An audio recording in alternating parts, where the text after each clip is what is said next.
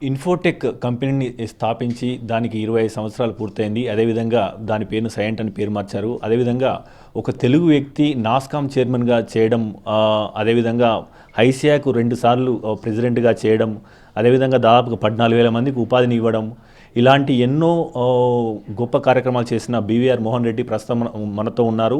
ఆయన కంపెనీ 25 సంవత్సరాలు కంప్లీట్ అయిన సందర్భంగా అతనికి పద్మ అవార్డు రావడం మన తెలుగు వారందరికీ గర్వకారణం. అందరికంటే ముఖ్యమైన విషయం ఏంటంటే ట్రేడ్ అండ్ ఇండస్ట్రీలో ఈ ఏడాది మొత్తం ఇండియాలో ఈ అవార్డు ఒకే ఒక్క వ్యక్తికి వచ్చింది, అది మన బీవీఆర్ మోహన్ రెడ్డి గారికి వచ్చింది.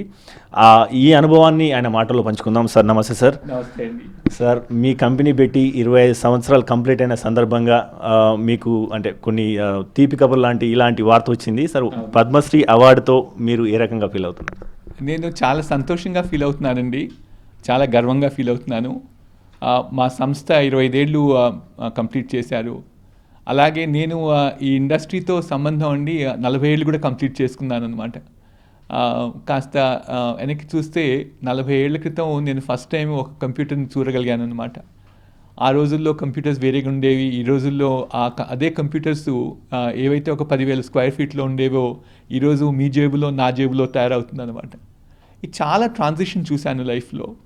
ఈ ట్రాన్సిషన్ని ఉపయోగించుకొని మంచిగా ఉపయోగించి మా సంస్థను వృద్ధిలోకి తీసుకురావటమే కాదు, 14,000 మందికి ఉద్యోగాలు క్రియేట్ చేయటమే కాదు, అలాగే ఒక ఎంటర్ప్రినర్గా అండి నేను చేసింది ఏమంటే ఇంజనీరింగ్ యాజ్ అ సర్వీస్ అనేటటువంటిది మన దేశంలో ఎవరు నాకన్నా ముందు ప్రయత్నం చేయలేదన్నమాట. అందరు ఐటీ సర్వీసెస్ చేసేవాళ్ళు, లేకపోతే బీపీఓ సర్వీస్ చేసేవాళ్ళు, ఇంజనీరింగ్ R&D అంటూ ఎవరూ చేయలేదన్నమాట. ఒక ట్రూ ఎంటర్ప్రినర్గా దాని మీద నేను ఎక్స్పెరిమెంట్ చేశాను. ఒక డ్రీమ్ ఉన్నది నాకు, పెద్ద సంస్థ ఇంజనీరింగ్తో క్రియేట్ చేయాలి అని చెప్పి. ఆ డ్రీమ్తో ఈ సంస్థను క్రియేట్ చేయగలిగాను. నేను సక్సెస్ఫుల్ అండి ఫ్లాలెస్ ఎగ్జిక్యూషన్ చేయగలిగాను అనమాట. అదొక పెద్ద సాటిస్ఫాక్షన్, ఒక ఎంటర్ప్రినర్గా మనం సక్సెస్ అయ్యామని. సో అలాగే అండి మాకు ఇంత సక్సెస్ రావడానికి కారణం ఒక పక్క మా కస్టమర్స్ అయితే, ఇంకో పక్క ఏమో మా ఉద్యోగులు అయితే, మూడో పక్క మా ఇన్వెస్టర్స్ అయితే, నేను సొసైటీ కూడా మాకు చాలా హెల్ప్ చేసింది అనుకుంటాను అనమాట. అందుకోసం గివింగ్ అనేటువంటిది రావాలి, మనం కూడా కార్పొరేట్ సోషల్ రెస్పాన్సిబిలిటీ తీసుకోవాలని చెప్పి మేము ఒక 8-9 ఏళ్ళుగా ఈ సిఎస్ఆర్ మీద బాగా పనిచేస్తూ ఉన్నామండి. మా మేనేజ్మెంట్లో 14 గవర్నమెంట్ స్కూల్స్ని రన్ చేస్తాము మేము. అదే కాకుండా ఈ మధ్య ఒక 59 స్కూల్స్ శేర్లింగంపల్లి మండల్లో మనకు గచ్చిబౌల్ దగ్గరనే అక్కడ డిజిటల్ లెర్నింగ్ సెంటర్స్ అని చేసామన్నమాట. ప్రపంచంలో నేను అనుకుంటేది ఏంటంటే ఇప్పుడు జరుగుతున్నటువంటి టెక్నాలజీ విప్లవము ఎప్పుడూ జరగలేదు, మ్యాన్కైండ్లోనే ఎప్పుడు జరగలేదు అనమాట. టెక్నాలజీ అటువంటి టెక్నాలజీ తప్పకుండా చేంజెస్ తీసుకొచ్చాయన్నమాట. కానీ ఇటువంటి పేస్ ఆఫ్ చేంజ్ ప్రపంచంలో ఎప్పుడు రాలేదు. ఆ చేంజ్ వల్ల జరిగేది ఏంటంటే చాలా ఆపర్చునిటీస్ వస్తాయి. మన పిల్లలకు కూడా అలా ఆపర్చునిటీస్ రావాలని చెప్పి మనం డిజిటల్ ఎంపవర్మెంట్ చేయాలి. మన పిల్లలకి స్కూళ్ళలో డిజిటల్గా తయారవ్వాలి, వాళ్ళు ఎంటర్ప్రినర్స్ అవ్వాలి. ఆ ప్రయత్నంలోనే నేను చాలా టైం స్పెండ్ చేస్తూ ఉన్నానండి. చాలా సాటిస్ఫైయింగ్గా ఉంటుంది కూడా. ప్రస్తుతం చూసుకున్న ఇప్పుడు ఈ ఐటీలో కానీ, ఇప్పుడు మీ అన్న ఇంజనీరింగ్లో కానీ, ఇన్ఫోటెక్ ఒక తెలుగువారు స్థాపించిన అతిపెద్ద కంపెనీగా ఇన్ఫోటెక్ సైయంట్ అవతరించింది. అదేవిధంగా ఈ ప్రస్థానంలో మైలురాయిల గురించి చెప్పండి. ఈ ప్రస్థానం నుండి మొట్టమొదట ఎంటర్ప్రినర్గా స్టార్ట్ చేసినప్పుడు నేను ఒక 4 ఇంజనీర్లతో నా మోడెస్ట్ హోమ్లో స్టార్ట్ చేశాను. మా డైనింగ్ టేబుల్ మీద ప్రారంభమైంది కథ 25 ఏళ్ళ క్రితం. మరి ఇప్పుడు 14,000 మంది ఉన్నారు. మా సంస్థ వచ్చిపోయి 38 కంట్రీస్లో ఉంటుందండి, దేశాల్లో. ఒక 28 వేరే దేశస్తులు మా కంపెనీలో పనిచేస్తారు. అలాగే మాకు కస్టమర్స్ అందరూ చూస్తే అండి ఎక్స్పోర్ట్ బిజినెస్ ఇది, పెద్ద సంస్థలు అనమాట. ప్రపంచంలో ఇంజనీరింగ్లో బెస్ట్ అనేటువంటి సంస్థలు మా దగ్గరికి వచ్చి వాళ్ళ పనులు చేయించుకుంటారు మా దగ్గర. మీకు చెప్పాలంటే బోయింగ్ వస్తారు, ఎయిర్బస్ వస్తారు, ప్రాట్ అండ్ విట్నీ వస్తారు, బొంబార్డియర్. మీరు చెప్పండి, మెడికల్ ఎలక్ట్రానిక్స్తో ఫిలిప్స్తో పనిచేస్తాము, సీమెన్స్తో పనిచేస్తాము. చాలా గ్రాటిఫైయింగ్ ఉంటుందన్నమాట. ఒక ఎంటర్ప్రినర్గా సక్సెస్ఫుల్ కావటం ఒక ఎత్తు అయితే, లేదు భారతదేశాన్ని వృద్ధిలోకి తీసుకొచ్చాము, భారతదేశంలో ఈ ఇంజనీరింగ్ R&D అనేటటువంటి ఇండస్ట్రీని ఒకటి ఏర్పాటు చేయగలిగామని చెప్పి దాంతోపాటు మేము వృద్ధిలోకి రావటమే కాదండి, ఇంజనీరింగ్ R&D అంటూ ఒక ఇండస్ట్రీ తయారైంది. మా కంపెనీ ఈ సంవత్సరం ఒక $500 billion కంపెనీ అవుతే ఆ ఇండస్ట్రీ భారతదేశంలో వచ్చిపోయి $20 billion అయిందనమాట. మనం వేసిన విత్తనం చాలా చెట్లు పూలుగా తయారైందనమాట. అదే చాలా సాటిస్ఫైయింగ్గా ఉంటుందండి. మీరు అంటే ఇప్పుడు ఈ తెలంగాణ గవర్నమెంట్ ఫామ్ అయిన తర్వాత కూడా ఇక్కడ హైదరాబాద్ సాఫ్ట్వేర్ అభివృద్ధిలో చాలా కీలక పాత్ర పోషించారు. టీ హబ్ ఫౌండ్ చేయడంలో మీరే కీలకం అని చెప్పేసి ఈవెన్ శ్రీనివాస్ కొల్లిపార కాదు, మన కేటీఆర్ కూడా చాలాసార్లు సందర్భాల్లో గుర్తు చేశారు. అసలు ఈ టీ హబ్ ఆలోచన ప్రభుత్వానికి ఏ రకంగా మీరు ఇచ్చారు? అసలు దీని ద్వారా రాష్ట్ర ప్రభుత్వానికి అదేవిధంగా భవిష్యత్తులో ఎలాంటి మార్పులు రానున్నాయి? అదొక పెద్ద స్టోరీ అండి. గవర్నమెంట్ మన తెలంగాణ రాష్ట్రం వచ్చిన వెంటనే ఎలక్షన్స్ అయ్యాయి. మన రాష్ట్ర ముఖ్యమంత్రి కేసీఆర్ గారు చాలా కష్టపడి తెలంగాణ రాష్ట్రం తీసుకొచ్చారు. దాంతోపాటు ఆయన టీఆర్ఎస్ ప్రభుత్వంలోకి వచ్చింది. ఒక 2-3 రోజులు ప్రభుత్వం రాకముందే తారక రామారావు గారు ఇంటికి వచ్చారు. అది అడిగారు అనమాట, మోహన్ రెడ్డి గారు ఐటీ ఇండస్ట్రీలో మనం ఏం చేయాలని చెప్పి. నేను ఒక సంగతి చెప్పాను ఆయనకి, రామారావు గారు, ప్రస్తుతానికి పెద్ద కంపెనీలన్నీ ఒకప్పుడు మీరు 1990s 2000లో కూడా చూసుకుంటే ఫార్చ్యూన్ 500 కంపెనీస్ చూస్తే మీరు వాటిలో ఒక 100 కంపెనీసే ఇండియాలో ఉండేవి, తక్కిన 400 కంపెనీస్ ఓపెన్గా ఉండేవి. అంటే అప్పుడు ఆపర్చునిటీస్ ఏంటి, ఈ పెద్ద కంపెనీస్ కూడా మీరు పర్స్యూ చేస్తే ఆ కంపెనీస్ మనకి ఇండియాలోకి వస్తాయని. ఇది 1990 కదా. ప్రస్తుతం కథ ఏంటంటే ఈ 500 కంపెనీలో ఉండి వచ్చిపోయి 475 కంపెనీలు అప్పుడే ఇండియాలో ఉన్నాయి. తక్కిన 25 మీరు ఏం చేసినా కూడా రావు. సో అందుకోసం అని చెప్పి పెద్ద కంపెనీలు పర్స్యూ చేయడం ఒక విధానం అయితే, రెండో విధానం మనం చేయాల్సింది ఏంటంటే, ముఖ్య విధానం ప్రస్తుతానికి మనకి రిలవెంట్గా ఉండేది ఈ ఎంటర్ప్రినర్షిప్ని ప్రమోట్ చేయాలి. ఆ ఎంటర్ప్రినర్షిప్ని కూడా చాలా తొందరగా జాబ్ క్రియేషన్ కూడా జరుగుతుందండి. ఒక ఎగ్జాంపుల్ చెప్తాను, మన టీ హబ్బే చూసుకోండి. టీ హబ్ ఒక 2 ఏళ్లలో ఉండి ప్రస్తుతానికి 160 కంపెనీలు టీ హబ్లోనే ఫంక్షన్లు అవుతున్నాయి. ప్రతి కంపెనీకి ఒక 5 మంది ఉద్యోగాలు ఇచ్చారు. అంటే దాంట్లోనే 800 మందికి ఒక 24 monthsలో జాబ్ క్రియేషన్ జరిగిందనమాట. దాని ఫాలోఅవుట్ ఇప్పుడు, ఎందుకంటే మనకి టీ హబ్ వచ్చిన తర్వాత తక్కిన చాలా ఇంక్యుబేటర్స్ కూడా వచ్చాయండి. Actually T Hub it's not an incubator, it's an incubator of incubators అని చెప్తాను అనమాట. సో కానీ తప్పకుండా అండి టీ హబ్ క్రియేట్ చేయడానికి అంత క్రెడిట్ తారక రామారావు గారికి వెళ్ళాలి. ఆయన చాలా ప్యాషనేట్తో మమ్మల్ని సపోర్ట్ చేశారు, ఫైనాన్షియల్గా సపోర్ట్ చేశారు. ఎందుకంటే ఆ ఫండింగ్ అండి largely happen because of Telangana government. 40 crores of money was spent in creating the T Hub. చాలా ఫ్రీ హ్యాండ్ ఇచ్చారు. ఆయన చాలా టైం స్పెండ్ చేశారు తారక రామారావు గారు. ఆయనకు కూడా ఒకటే అన్నమాట ఉద్దేశం, మన పిల్లలు ఇక జాబ్ సీకర్స్ కాకూడదు, జాబ్ క్రియేటర్స్ అవ్వాలని చెప్పి.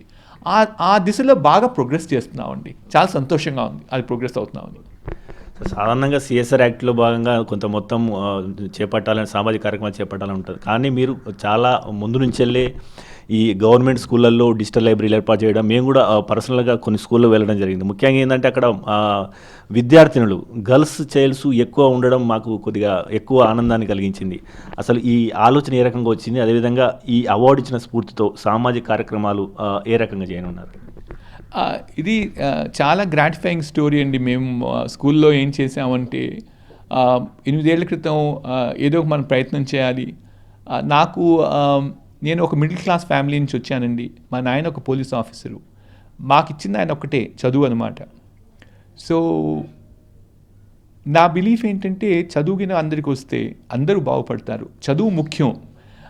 అందుకోసం ఈ గవర్నమెంట్ స్కూల్స్లో కూడా ఎలా ఉంటుంది చదువు పరిస్థితి అని వెళ్ళాం. చాలా హృదయ విదారకంగా ఉంటుందన్నమాట. ఏంటి అంటే ఈ స్కూళ్ళల్లో మన బాత్రూంలో ఉండి ట్యాప్స్ అన్నీ దొంగతనం చేస్తారు, దాంతో నీళ్ళు ఉండవు, బాత్రూమ్లు ఉపయోగించడానికి ఉండదు. మన గర్ల్ చైల్డ్ అనమాట, ఒకసారి ప్రైవసీ ఏంటో తెలిస్తే 7 ఏళ్ళకి పాపకు ఒకటే చాయిస్ ఉంటుందన్నమాట, స్కూల్ ఆపేయటం. అందుకోసం ఏం చేసాము, దీనికి రూట్ కాజ్ ఏంటి? రూట్ కాజ్ ఏమంటే ఈ బాత్రూమ్లు ఫంక్షన్ అవ్వాలి. ఎందుకు బాత్రూమ్ ఫంక్షన్ అవ్వట్లేదు? సెక్యూరిటీ లేదు. అందుకోసం కాంపౌండ్ వాల్ కట్టాము, ఈ స్కూల్లో సెక్యూరిటీని పెట్టాము, ట్యాప్స్ తీసుకొచ్చాము, వాటర్ తెచ్చాము, గర్ల్ చైల్డ్ వచ్చేసారు. మేము ఈ స్కూల్స్ అడాప్ట్ చేసుకునేటప్పుడు అండి 10% 12% ఉండేవాళ్ళు గర్ల్ చైల్డ్ అనమాట. అక్కడి నుంచి ఇప్పుడు చూస్తే 52% ఉంటారండి గర్ల్స్. సో దేర్ఫోర్ ఇట్లాంటి ఇనిషియేటివ్స్ తీసుకుంటే అండి చాలా గ్రాటిఫైయింగ్గా ఉంటుందన్నమాట. మన సొసైటీని కాస్త మనం కాంట్రిబ్యూట్ చేయగలిగామని చెప్పి. అలాగే మేము చేసేది పాస్ పర్సంటేజ్ చూస్తాం అనమాట. పాస్ పర్సంటేజ్ కూడా ఇప్పుడు 84%కి వచ్చేసిందండి. అలాగే మూడోది మేము మానిటర్ చేసేది ఏంటంటే ఈ చాలా స్కూల్స్ అండి మావన్నీ 14 schools below the poverty line ఉంటాయన్నమాట. బీపీఎల్ ఫ్యామిలీ స్కూల్స్ అంటాము. అక్కడ డ్రాప్అవుట్ రేషియోస్ చాలా ఎక్కువ ఉంటాయి. అలా కాకుండా ఆ డ్రాప్అవుట్ తగ్గించాలంటే అన్ని కన్వీనియన్స్ తీసుకొచ్చామన్నమాట.